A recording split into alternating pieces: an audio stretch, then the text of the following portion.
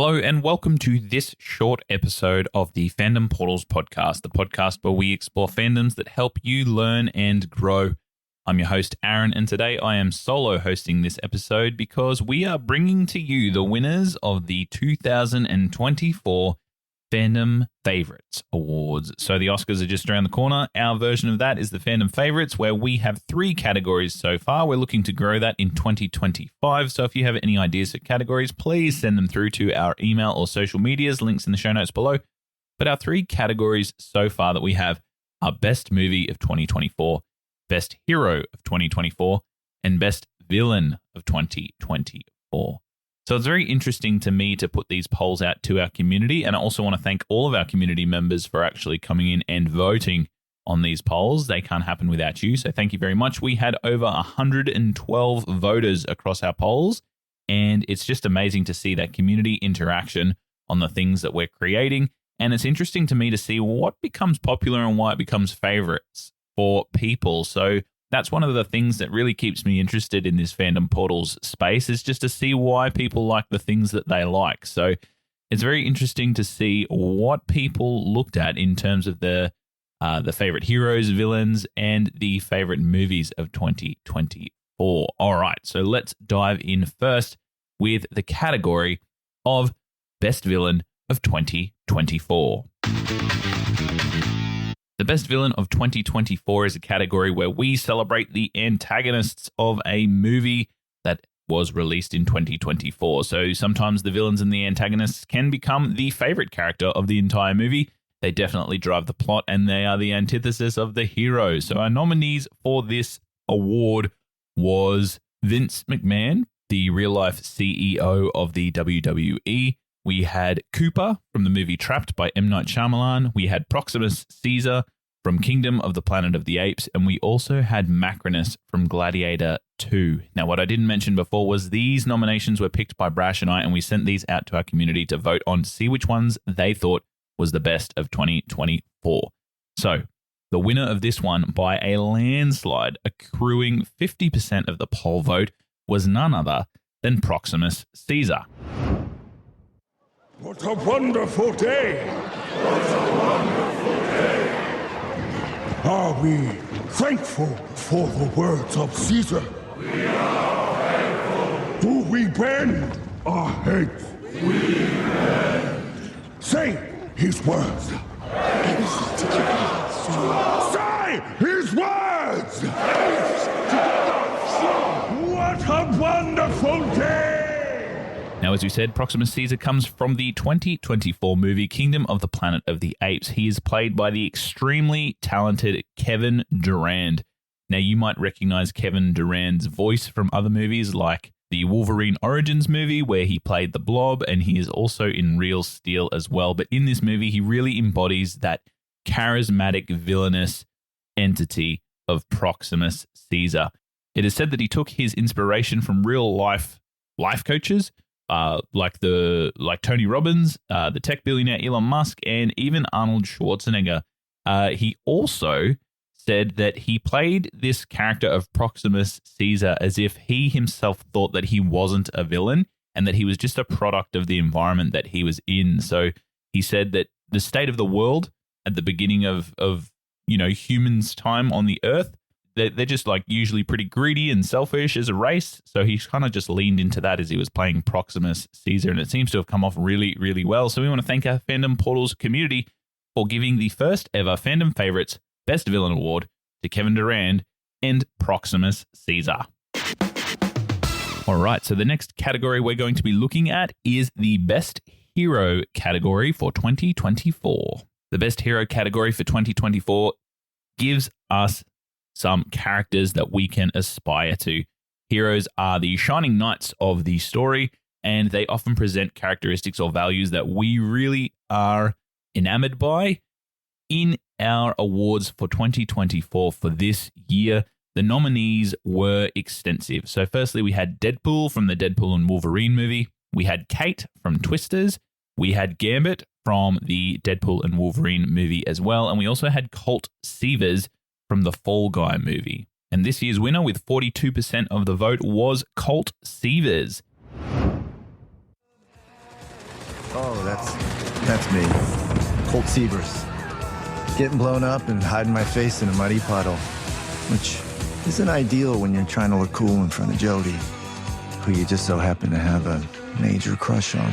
She's a camera operator. Looking for Tom Ryder, stunt She's double. definitely going to achieve her goal of being a big-time Hollywood movie director. So uncoordinated. I don't want to over-romanticize it or anything, but I think what Jodie and I got's the kind of thing you can only really find in the movies. Colt Sievers was played by Ryan Gosling, and it is said that Ryan Gosling had an integral part in some of the creative aspects of this movie. Now, not only did he really admire David Leitch, the director, and the various stunt doubles on the production, but he also conquered his own fears on this production, and that was his fear of heights. So at the beginning of the movie, you saw the 150-foot fall that he had to do. He conquered that fear of heights and able to portray the hero of Colt Sievers. Now, we've chatted on the podcast before, Brasher and I, and we've said how talented Ryan Gosling is, so it's no surprise that our Fandom Portals community has also recognized his talent as he plays the hero, Colt Sievers, and the first ever recipient of our Best Hero Award for the Fandom Favourites of 2024.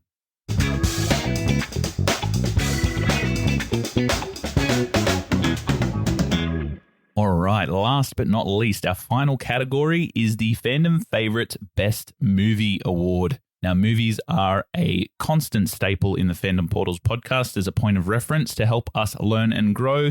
They are the living place of many of our favourite fandoms. And this year in 2024, there are so many movies for us to sink our teeth into. But the nominees that we came up with were Gladiator 2, we had Deadpool and Wolverine, The Wild Robot, and The Fall Guy, four extremely awesome movies that came out, entertained audiences worldwide. Every single one of those movies made a profit in terms of their budget and worldwide box office numbers. But the winner, with 54% of the vote from all of our voters in the Fandom Portals community, was Sean Levy's Deadpool and Wolverine. If they can fix your world, what's the first thing you're going to do when you get out of here? Some rubbing alcohol shots? Maybe a wiper fluid chaser? What did you say? So when you get back, what's the first thing you're going to do? No, before that. If they can fix your world? What do you mean, if? I mean... You lied to me. You don't have a fucking clue if they can help me fix things, do you? No, I mean... No! Fuck! Fuck! I didn't lie! You lied! No, I made an educated wish! Because I need you. This is why. Right here. Because if we don't do something, they die. I don't know anything about saving worlds. And why would I even care? Because my entire world is right here in this picture. It's only 9 people, and I have no idea how to save it alone. I know how to fuck people up for money, but you know how to save them. At least the other Wolverine did. I guess I'm stuck with the worst one. Did you say you made an educated fucking wish? They call me the Merc with the mouth. This movie was a sensation. Ever since people learned that Hugh Jackman was coming back as Wolverine, the hype meter just went through the roof.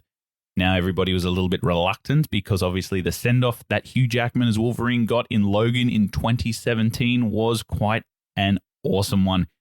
As far as comic book characters, he kind of got the best send-off that he absolutely could have gotten, but he really wanted to return back to the role due to his friendship with Ryan Reynolds. He even had chats with Kevin Feige as to whether it would be something that is possible or something that he should do. And $1.4 billion says that he made the right choice. With a budget of about $200 million estimated, it has definitely made a profit and has lived in the hearts of many a fan for a time to come.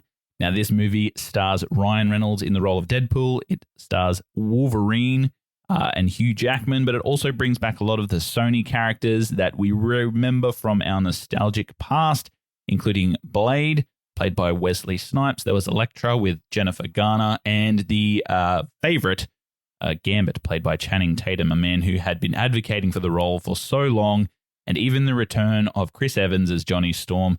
It just played on that nostalgia and it brought back those characters that we know and love. And the relationship between Deadpool and Wolverine was something that we can all grow from. Most notably, they learned that they couldn't overcome obstacles all on their own. Sometimes it's okay to ask for help.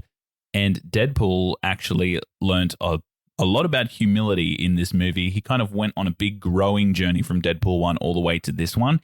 And if they stopped the trilogy here, I think I would be quite happy with his arc. You know, at the start of Deadpool 1, he didn't really want to be a part of the X-Men, actively avoiding that role, in fact. And Colossus was trying to get him to be a part of a group and a family and think of others. And then by the end of this movie, he definitely was working toward sacrificing for others. The whole movie, in fact, is him trying to stop his own timeline and his own little family from being eradicated from existence. And he used none other than Wolverine to help him. So if you're one of the people that hasn't seen Deadpool and Wolverine, make sure you go and check it out, as it is our 2024 and very first recipient of the Best Movie Award in the Fandom Favourites.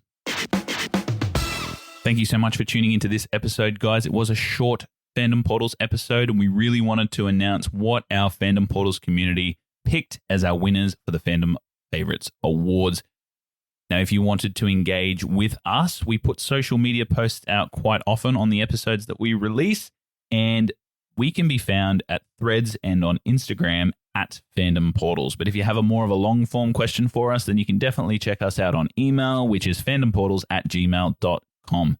We're always open and we love reading all the feedback. And even if you have an opinion that you wanted to share on some of the media that we are looking at, or if you can tell us about how the media or the fandom has helped you learn and grow, which is the goal of our podcast, then we're all about hearing that as well. So without any further ado, I'm going to end this episode and leave you guys with those winners of the Fandom Favourites. Wishing you the best. This is Aaron, and I'll see you on the next episode. Remember, have fun, stay safe, and I'll see you later.